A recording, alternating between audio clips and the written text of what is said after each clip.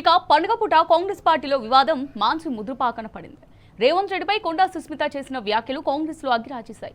సుస్మిత వ్యాఖ్యల విషయంలో మంత్రి కొండా సురేఖకు పీసీసీ షోకాజ్ నోటీసులు పంపింది, వివరణ అడిగింది.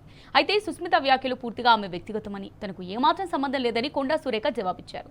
షోకాజ్ నోటీసులు వాపస్ తీసుకోవాలని అడిగారు. అటు కొండా సురేఖ ఇచ్చిన ఆన్సర్తో రేవంత్ రెడ్డికి దిమ్మ తిరిగింది. రేవంత్ పై తన కుమార్తె చేసిన సంచలన వ్యాఖ్యలను కొండా సురేఖ ఏమాత్రం ఖండించలేదు. ఒక మంత్రిగా సీఎంకు సపోర్ట్ ఇవ్వలేదు. ఇతర మంత్రులు కూడా సుస్మిత వ్యాఖ్యలపై అబ్జెక్షన్ చెప్పలేదు. ఈ మొత్తం ఎపిసోడ్ పై లండన్ నుంచి మానిటరింగ్ చేస్తున్న రేవంత్ ఎమ్మెల్యేల మీద ఉరిమాడు, వారిపై ప్రెషర్ పెంచాడు. వెంటనే సీఎల్పీకి రావాలని రేవంత్ టీం నుంచి ఎమ్మెల్యేలకు వార్నింగ్ ఫోన్లు వెళ్లాయి. గత్యంతరం లేక సీఎల్పీలో మీటింగ్ పెట్టుకున్న పలువురు ఎమ్మెల్యేలు, ఎమ్మెల్సీలు కొండా సురేఖ మీద బగ్గుమన్నారు. సుస్మిత వ్యాఖ్యలను తీవ్రంగా ఖండించారు. మంత్రి కొండా సురేఖపై కఠిన చర్యలు తీసుకోవాలని మీడియా ముఖంగా డిమాండ్ చేశారు.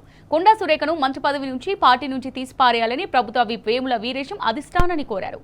ఎస్సీ, ఎస్టీ, బీసీ ఎమ్మెల్యేలతో పాటు పాత కాంగ్రెస్ ఎమ్మెల్యేలతో ప్రెస్ మీట్ పెట్టించింది రేవంత్. అందులో అనుమానం లేదు. అయితే కొండా సురేఖపై చర్యలకు డిమాండ్ చేయాలని లండన్ నుంచి ఒత్తిడి పెరిగినట్టు స్పష్టంగా తెలిసిపోతుంది. మొత్తంగా సీఎం రేవంత్ ను సేవ్ చేయడానికి సొంత పార్టీ నేతలనే టార్గెట్ చేశారు కాంగ్రెస్ ఎమ్మెల్యేలు.